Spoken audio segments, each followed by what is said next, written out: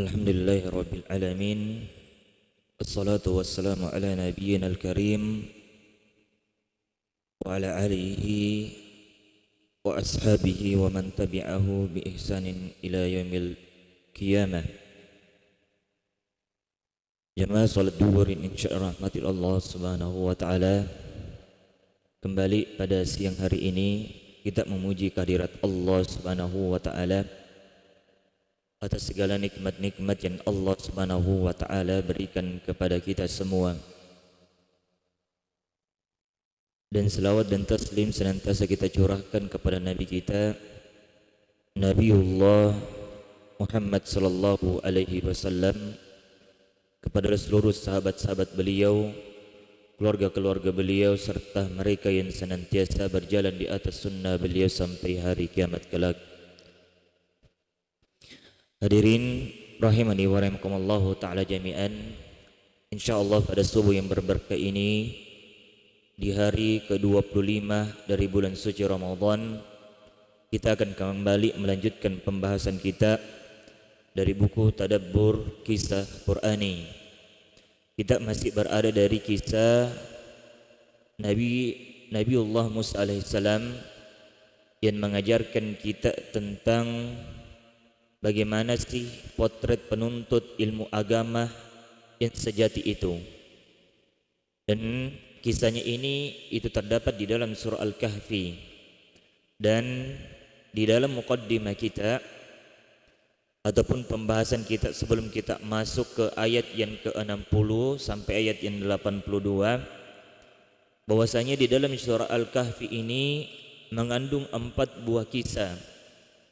Dan 4 buah kisah ini masing-masing memberikan 4 buah contoh fitnah, ya, ataupun ujian yang akan dijumpai oleh seorang hamba. Dan terakhir kita membahas tentang fitnah ataupun ujian ataupun cobaan keimanan, dan bagaimana cara kita untuk menghadapi fitnah dari cobaan ataupun ujian keimanan seorang hamba tersebut.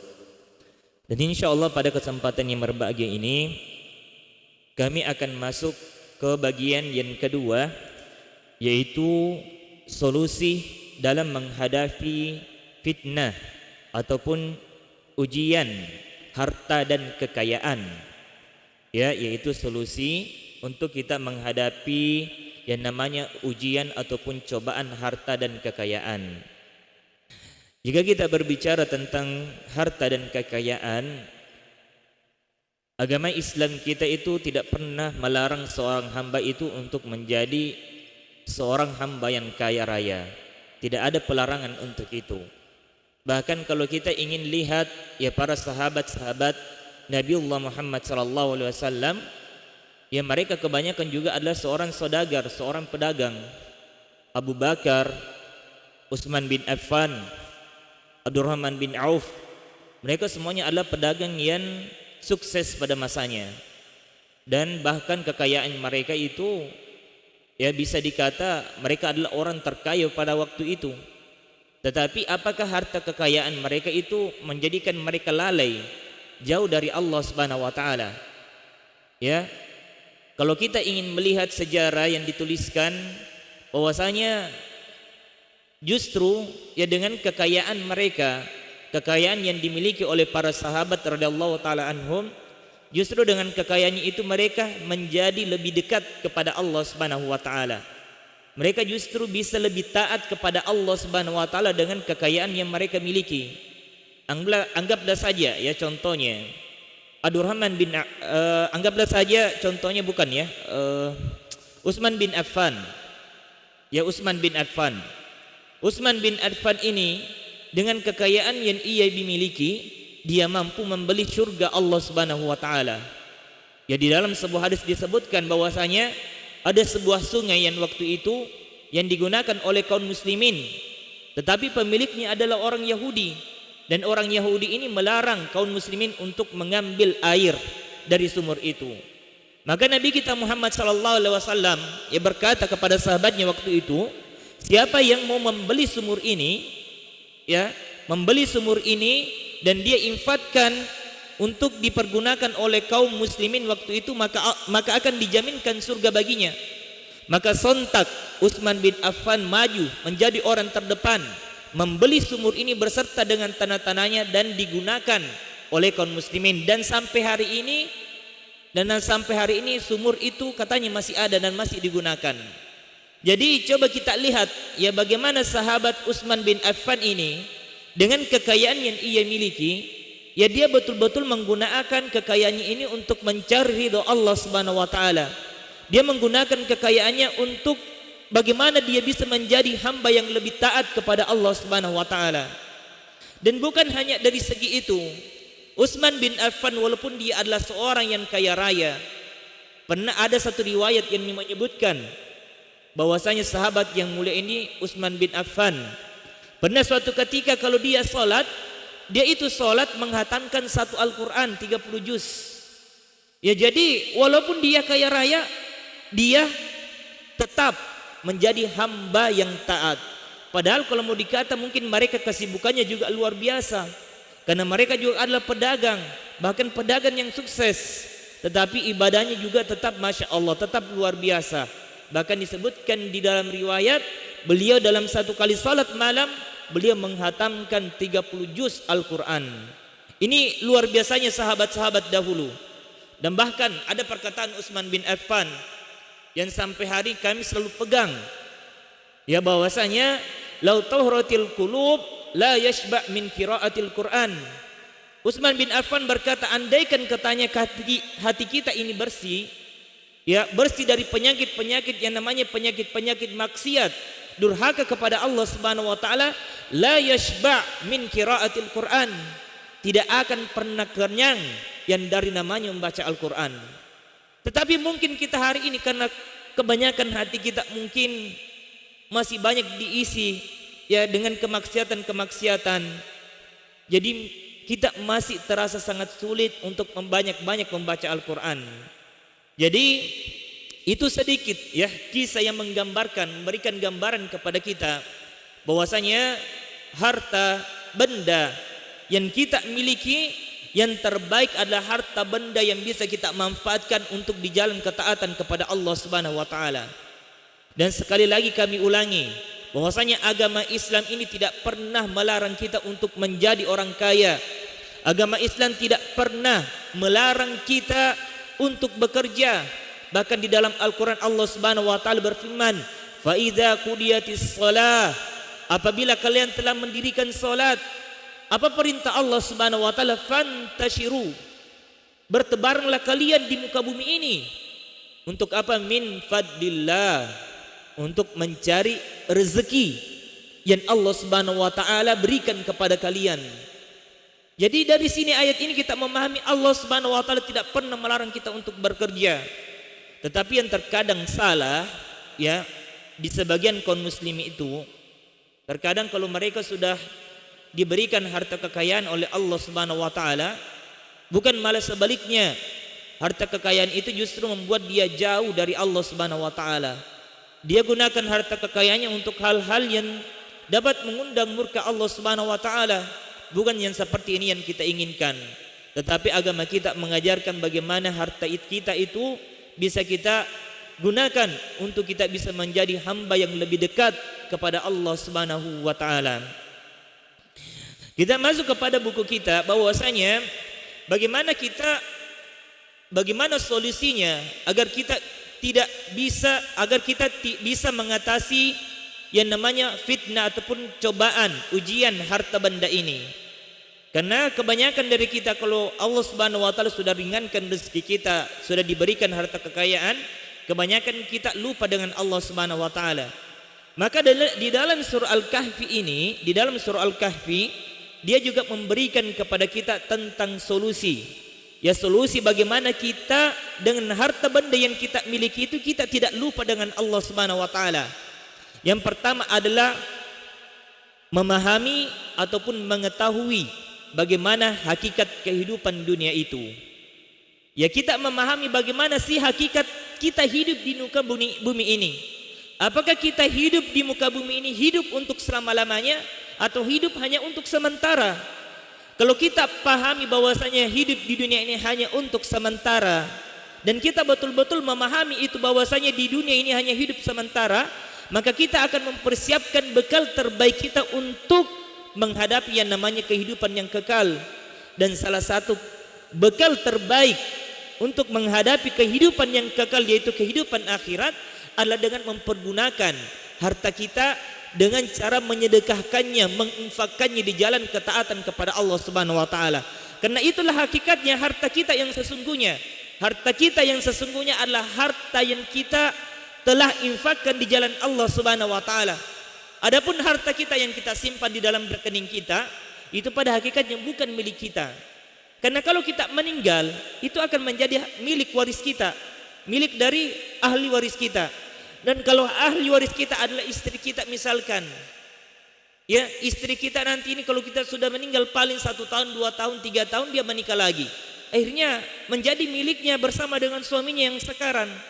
Jadi kalau seorang muslim yang cerdas itu, dia selalu berpikir bagaimana harta ini bisa betul-betul saya miliki. Dan salah satu caranya agar harta kita itu bisa betul-betul kita miliki, kita infakkan, kita sedekahkan di jalan ketaatan kepada Allah Subhanahu wa taala.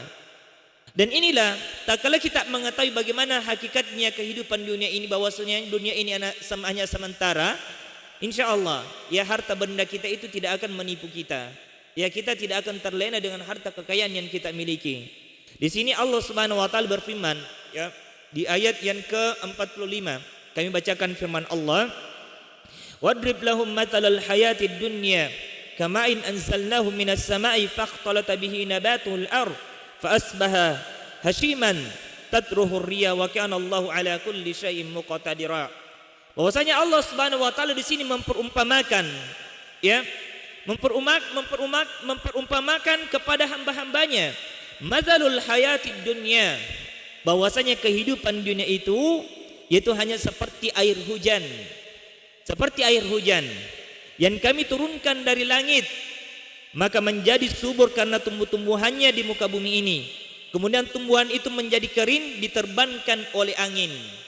Jadi kehidupan dunia yang disebutkan oleh Allah Subhanahu wa taala di dalam ayat ini, dia itu hanya seperti air hujan. Ya, air hujan itu turun, dia membasahi bumi.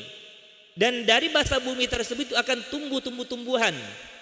Dan tumbuh-tumbuhan ini itu tidak akan bertahan lama, ada masanya. Dia akan kembali mengering, setelah dia kering sudah mati, sudah begitu saja. Maka seperti itulah kehidupan dunia. Dunia itu terkadang, ya, kalau Allah Subhanahu wa taala berikan kita harta benda, dunia itu akan terasa indah bagi kita. Ya, kita akan subur dengan harta benda kita. Tetapi kalau sudah tiba masa kita, sudah tiba ajal kita, kita akan meninggal dunia dan meninggalkan harta-harta benda kita. Dan yang sisa yang kita bawa hanyalah harta benda yang sudah kita infakkan di jalan Allah Subhanahu wa taala, hanyalah amal ibadah kita. Jadi hanya seperti itulah perumpamaan, ya, harta kekayaan kita di muka bumi ini. Dan kalau kita ingin buka-buka Al-Qur'an dan hadis, ya, kalau kita ingin buka-buka Al-Qur'an dan hadis itu tidak ada satupun ayat yang menggambarkan, ya, ataupun hadis yang menyebutkan bahwasanya dunia itu memiliki nilai di sisi Allah Subhanahu wa taala. Tidak ada satupun. Bahkan di dalam sebuah hadis Nabi kita Muhammad sallallahu alaihi wasallam yang menyebutkan, "Lau kanatid dunya ta'dilu 'indallahi janaha ba'udha ma saqa kafiran minhum syurbata ma." Andaikan katanya dunia itu dia memiliki nilai di sisi Allah Subhanahu wa taala itu seperti sehelai sayap nyamuk.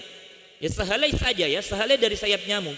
Andaikan katanya dunia itu ada nilainya seperti sehelai sayap nyamuk, orang-orang kafir di muka bumi ini, orang kafir, orang yang tidak mengambil agama Islam ini sebagai agamanya, dia tidak akan mendapatkan air minum walaupun hanya seteguk. Tapi kita lihat orang kafir di zaman ini, dia bebas melakukan apapun. Dia bisa pergi ke sana kemari. Dia bisa membelanjakan hartanya sesuai dengan keinginan mereka. Itu semua menunjukkan bahwasanya dunia ini tidak memiliki nilai di sisi Allah Subhanahu wa taala walaupun hanya seperti sehelai sayap nyamuk. Dan bahkan Nabi kita Muhammad sallallahu alaihi wasallam mempermisalkan lagi dalam hadisnya, dunia itu ibaratnya jari telunjuk kita tenggelamkan sedikit di air lautan yang banyak itu, lalu kita angkat, kita lihat apa yang tersisa di tangan kita yang membasahi sedikit tangan kita, maka itulah dunia. Maka itulah dunia di sisi Allah Subhanahu wa taala. Jadi jangan sampai ya kita tertipu dengan harta kekayaan yang kita miliki. Dengan harta kekayaan yang kita miliki. Bagaimana kita bisa menggunakan harta kekayaan ini untuk bisa lebih taat kepada Allah Subhanahu wa taala. Silakan cari dunia kita. Ya, silakan menjadi orang yang kaya. Tetapi ingat bahwasanya tujuan hidup kita bagaimana harta kekayaan kita itu menjadikan kita semakin dekat kepada Allah. Kalau kita punya harta kekayaan, kita bisa melaksanakan ibadah umroh, kita bisa haji, kita bisa membangun masjid, kita bisa membangun pesantren. Bukankah itu semua akan menuntun kita untuk lebih dekat kepada Allah? Tetapi kalau kita gunakan harta kekayaan kita hanya untuk maksiat, ini tidak ada gunanya. Itu paling akan memberatkan nanti kita di kehidupan hari kiamat. Jadi kemudian jamaah yang dimuliakan oleh Allah Subhanahu wa taala, selain daripada itu, bahwasanya untuk kita selamat dari yang namanya fitnah ataupun ujian, cobaan harta benda ini, harta kekayaan ini, kita harus mengetahui bagaimana hakikat kehidupan dunia ini. Dan juga solusi yang kedua agar kita bisa selamat dari fitnah harta ini, yaitu dengan mempersiapkan bekal untuk kehidupan akhirat. Adalah mempersiapkan bekal untuk kehidupan akhirat kita. Di sini Allah Subhanahu wa taala berfirman, "Al-bal wal banun zinatun hayatid dunya wal baqiyatus salihatu khairun 'inda rabbika thawaban wa khairun amala."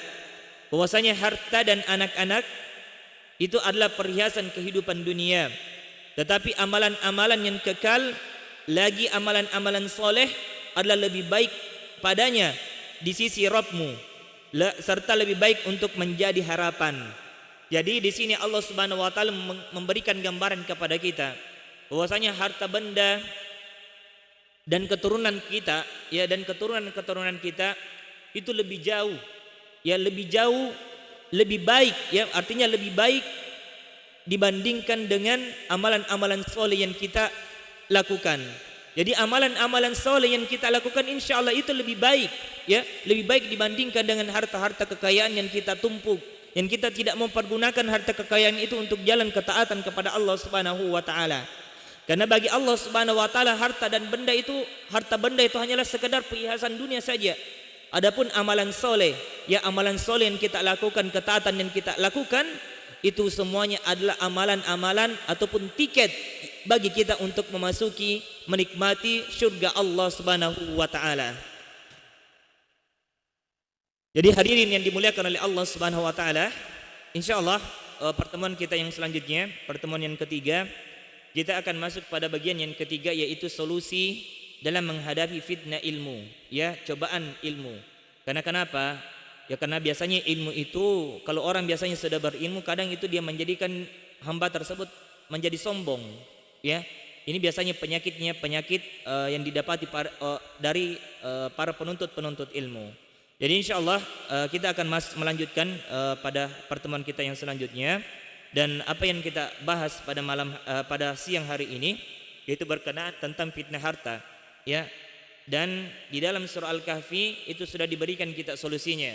Solusi yang pertama adalah bagaimana kita mengetahui bagaimana hakikatnya kehidupan dunia ini, dan yang kedua adalah mempersiapkan bekal kita, ya, untuk bertemu dengan Allah Subhanahu wa taala. Jadi kami ulangi bahwasanya harta benda kita ini itu tidak tercela, ya, tidak akan pernah tercela selama kita gunakan harta benda itu untuk ketaatan kepada Allah Subhanahu wa taala. Harta benda itu baru tercela kalau kita hanya gunakan di jalan hal-hal yang mungkin bisa mengundang murka Allah Subhanahu wa taala. Kalau sebaliknya kita gunakan senantiasa menggunakan untuk ketaatan, kita diberikan rezeki kita pergi umroh ataupun kita memberangkatkan umroh orang lain, maka insyaallah itu akan bernilai pahala yang besar di sisi Allah Subhanahu wa taala. Ya, ini dari kami, apabila ada salah-salah kata itu datangnya dari kami pribadi, tidak lepas dari keterbatasan ilmu dan hanya sebagai manusia biasa.